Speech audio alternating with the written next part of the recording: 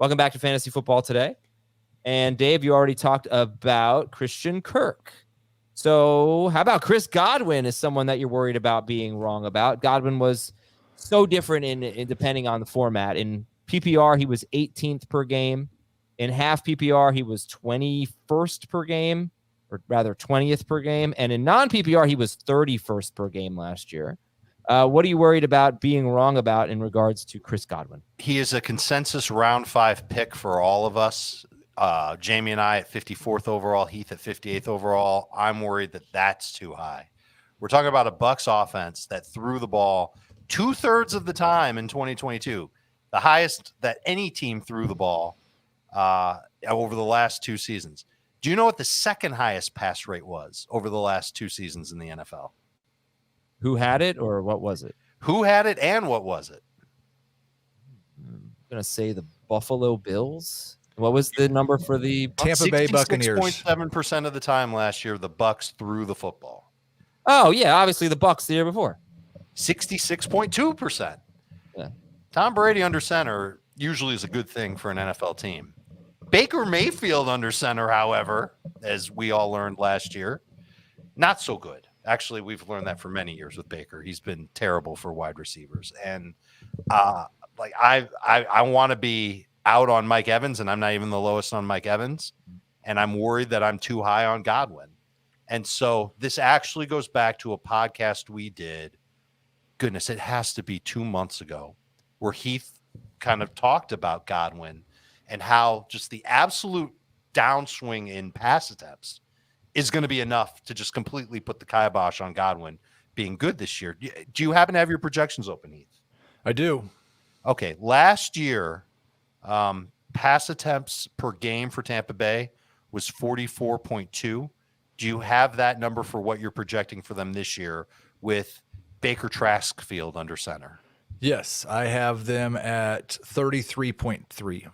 So 11 fewer pass attempts per game. I think that's reasonable. And if that's which is insane. That's reasonable. Right. It could be lower. Right. Like if they get a run game going, if Rashad White's the real deal Holyfield, then you're not going to see them throw the ball 33 times a game. I'm nervous that the volume will go down. How many targets do you have for Godwin? 125. When's the last time you had that few?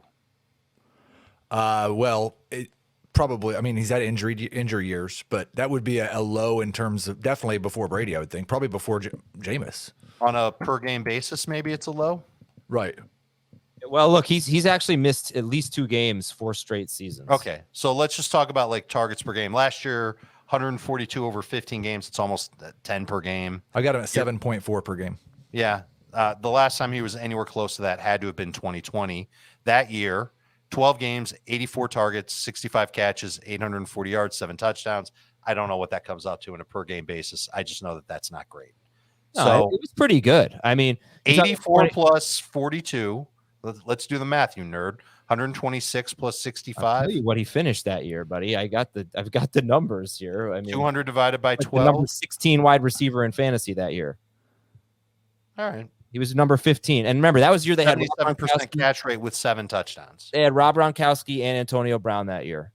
Although they may have only had Antonio Brown for the last 8 games of that season. That's the other thing is that he was also really efficient and scored quite a few touchdowns based on his targets that year.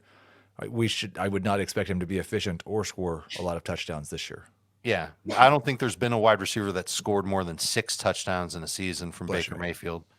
I think only 2 have had over, or 3 now have had over 1,000 yards. Did DJ Moore have over 1,000 last year? I think he did. No, I don't think so. Then it's only. All right, we're kind of getting off track here. No, the bottom line is that Chris Godwin doesn't have Tom Brady anymore, and the offense isn't going to throw the ball 2/3 of the time anymore. He's not being drafted as if he has Tom Brady anymore. He's not being drafted as if I don't think 2 rounds is enough. I think potentially he should be taken at least 1 more round later. Yeah, and I would say that he had a bad year last year, and I think he was very, very obviously not himself coming back from ACL. If you look at all the numbers, right? You look at some advanced metrics like yards after catch, per catch, explosive catch rate. When you combine it with his ADOT, he's had 3 seasons with a pretty high ADOT to begin his career, and 3 seasons with a lower ADOT, including last year was incredibly low. I think it's pretty clear that he just wasn't doing enough, not explosive enough, with before and after catching the ball basically last year. But before that, you're talking about the profile of a phenomenal wide receiver. And I think reasonable to think that if like he were completely healthy and Tom Brady were still good, you're talking about a 2nd round pick in PPR. Yep. Right. So I think a 5th or 6th round pick is actually a huge discount for Chris Godwin, understandably so. And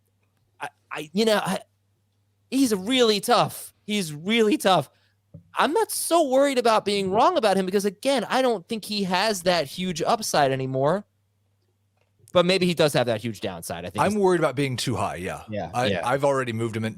I thought I was a round below Dave and Jamie, so I've already moved him into round 6 since Dave started talking.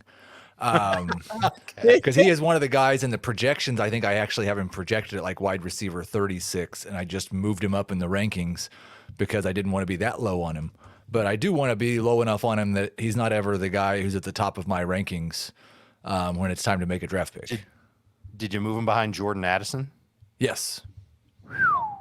I think there's almost certainly more upside for Jordan Addison in terms of targets, in terms of yards, in terms of touchdowns. With Justin Jefferson getting 180 targets, I still think that's true. I think Minnesota is going to challenge the number of times that Tampa Bay has thrown the last 2 years, and Tampa Bay is going to throw it 200 fewer times. Would you guys rather have Christian Kirk or Chris Godwin? Kirk. Godwin for now. All right, let's go to a running back for. Let's stick with a wide receiver. Go to Juju Smith-Schuster. What are you worried about here, Dave? I think I'm worried about being a little too low on him. Let me see where I've got him. Because I thought we were going to go with somebody else. Got him 92nd. This is another player that's going to be like Geno Smith in that you don't have to reach for him by any stretch. I'm just wondering, is he the new slot guy in New England? Is he taking over for Jacoby Myers? He's going to be in that role.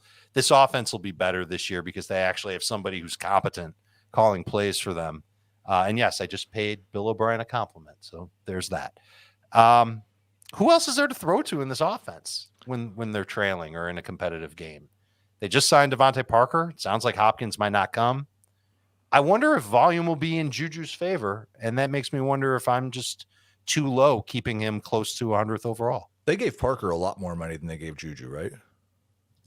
I'd have to double check. Not so. Actually, was just reading it. It's really incentive based. But Juju's is too. Is it? Juju and Myers signed like the same deal, right? I thought so. I have not looked. I can't. I've been worried. Want me to go look it up? I will. Because Juju was not healthy enough to go to OTAs.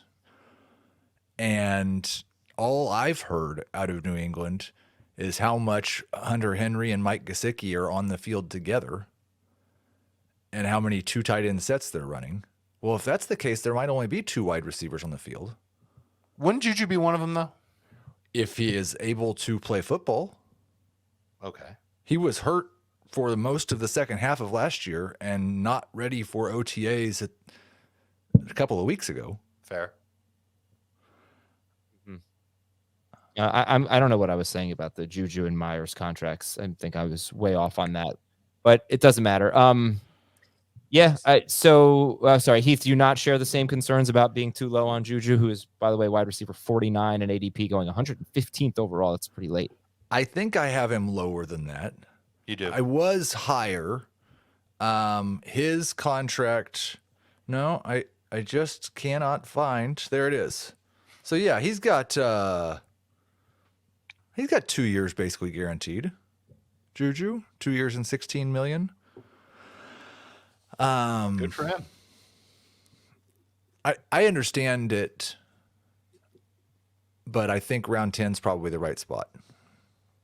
I think I like it. I think if in a half or full PPR league, you're getting that guy on your bench with a chance for him to lead the Patriots in targets, I think that's good value. Okay, I was right. They both signed 3-year, $33 million deals. Now, what was guaranteed and whatnot, I don't know. But okay, I'm looking at 3 years, 25 for Juju. And what was it for Jacoby? Wasn't it about the same? It was originally reported at 33. Okay. Nobody cares. So, No, but I'm glad we're talking about it. yeah. How many fantasy points do we get for guaranteed dollars? Well, let's talk about David Montgomery. And he's someone you're worried about being wrong about, Dave.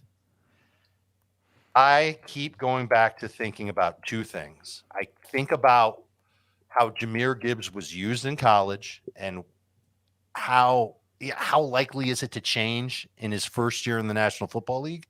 And I think about how gaga Dan Campbell was over David Montgomery when Montgomery was on the Bears. And we're kind of wedging Montgomery into the Jamal Williams role where he's going to be the physical grinder between the tackles, short yardage goal line. And you just saw what Jamal Williams could do. I don't think Montgomery's going to do exactly that in terms of touchdowns because how can you project, 17 touchdowns? However many it was for Jamal Williams last year. But double-digit touchdowns isn't out of range for David Montgomery. And here's the deal on Gibbs. 3 years he played college ball, 2 different coaching staffs, 2 different colleges. He was never a full-time player. He played about 53% of the snaps. I don't know if that's over the course of his career or last year. I could look that up, but he was never a full-time player. He was terrible on runs inside, and he barely played near the goal line. So how does all that change in the NFL in his first year? It seems a little unlikely that he would do it. I'm not saying he can't be an explosive player. I'm not saying not to take Gibbs ahead of Montgomery. I'd rather have Gibbs in my PPR leagues. But I'm the low guy on Montgomery on our site, and I think I need to change that. I think he needs to be moved up, and I think he's taking him in round 4. I don't know if I'm there yet.